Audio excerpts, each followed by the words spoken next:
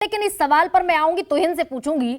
संजय जी, क्योंकि आप ट्रैक करते हैं, सर्वेस करते हैं, डेटा इकट्ठा करते हैं, क्या 2013 से पहले जो मोमेंटम था वो अब 2024 से पहले वो मोमेंटम दिख रहा है? महंगाई है, बेरोजगारी है, मणिपुर का मसला है, जातीय जनगणना है, यूसीसी का विरोध है, सदन में मुद्दे उठाने का विरोध है, क्या ये सब मिलकर विपक्ष को एक ऐसा कॉम्बो पैक दे रहा है जिसके चलते 2024 का रण और पाठ्यक्रम जिसकी बात हो रही है जनता तय करेगी? क्या जनता पाठ्यक्रम विपक्ष के लिए तय कर रही है, जीत तय कर रही है?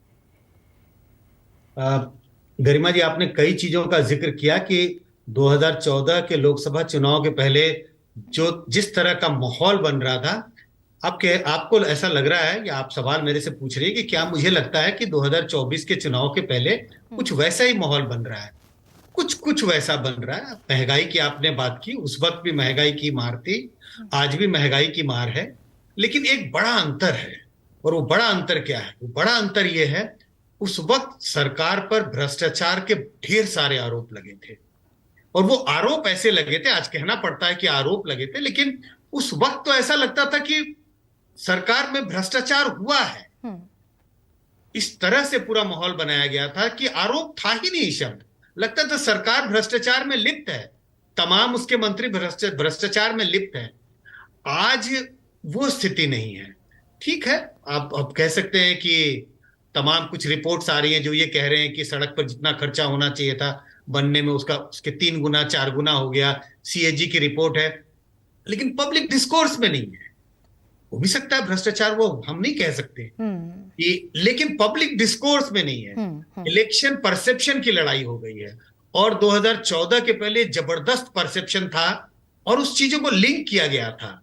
सरकार में भ्रष्टाचार है ढेर, और जनता महंगाई की मार से त्रस्त है, और महंगाई का एक बड़ा कारण है कि सरकार के मंत्री भ्रष्टाचार में लिप्त हैं। और इस बात का भी ध्यान रखिए, उसी वक्त 2013 में अन्ना हजारे का आंदोलन होता है। आज वो आंदोलन का अभाव है। अतुल लॉन्डे पाटिल, ये तो बड़ी चुनौती आपके लिए है कि आप उन मुद्दों को जिनको लेकर आपको जनता के बीच इस समय तक होना था, आप नहीं है। आप उस मोमेंटम को, उस पूरे मुद्दे को इनकैश कर पाने की स्थिति में नहीं है। इंतजार ही कर रहा था। आपसे लेकर AK वाजपेयी तक सबने 80 करोड़ लोगों को 2 रुपया 3 रुपया में 4 किलो 5 किलो अनाज देने की बात थी। 140 करोड़ में 80 करोड़ 14 25 70 58% जनता गरीबी रेखा के नीचे है, जो 2 3 किलो 4 किलो अनाज के लिए मोहताज है। ये यहीं पर सिद्ध हो गया। इसके लिए कोई संजय कुमार जी को जाकर डेटा कलेक्ट करने की जरूरत नहीं। यहाँ पर सबने माना। नहीं, अपनी तैयारी बताइए ना अतुल लॉन्डे पाटिल, अपनी तैयारी बताइए। मैं बता रहा हूँ। हम लोग तो, हमारे नेता तो 4000 किलोमीटर चल रहे हैं, हम भी रास्ते पर चल रहे हैं। अभी 3 से 12 तारीख तक हम सारे जिलों में पैदल चले, लोगों के दुख समझ रहे हैं। जनसंवाद का आज हमने चिमूर में ही उसका अंत किया, जहां 1260 रुपया सिलेंडर मिल रहा है, तो 410 का था तो काफी महंगा था। मेरी एक ही मांग है, आपको नहीं कह रहा हूं मैं। न्यूज 24 ने हर वक्त लोगों के मुद्दे उठाए हैं। मेरी सिर्फ एक ही मांग है, इस देश का मीडिया जो सही मुद्दे हैं, पूरा मीडिया आप उठाते हो, आपको मैं एक्सेप्शन करके बात कर रहा हूं। इस देश का मीडिया 2 महीना, सिर्फ 2 महीना जनता के सामने सच की डिबेट कर देना। जिस दिन एक कर्नल, एक मेजर, एक डीवाईएसपी और एक अफसर मरा, अगर यही 2013 में होता ना, तो 5-5 दिन डिबेट चलती, सरकार को धोकर निकालती। तो विपक्ष की सारी तैयारी, नीरज जी, विपक्ष की सारी तैयारी क्या मीडिया पर आकर टिक गई है? कब ऐसा हुआ कि मीडिया नहीं दिखाता? न्यूज 24 की बात कर ही रहे हैं अतुल लॉन्डे पाटिल। आप निकलेंगे सड़कों पर, कौन उन तस्वीरों से परहेज करेगा? कौन उस मोमेंटम से परहेज करेगा? न्यूज 24 के तो नहीं, न्यूज 24 पर कहा हमने कभी भी बात किया।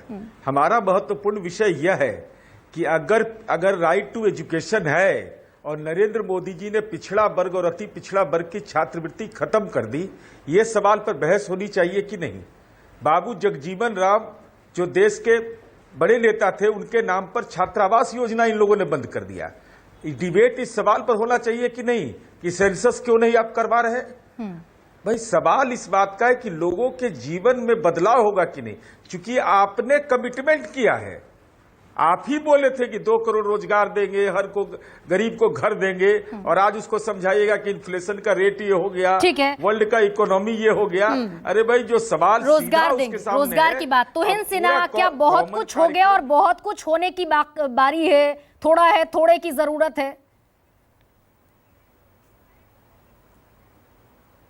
देखिए गरिमा जी, अगर इस विपक्ष की बातों में, इनके आरोपों में जरा भी दम होता ना तो इनको इस प्रकार निरंतर सनातन धर्म पर प्रहार करना पड़ता, और ना ही वो 14 लिस्ट निकालना पड़ता, 14 लोगों का, पत्रकारों का, जिनसे ये बात नहीं करेंगे।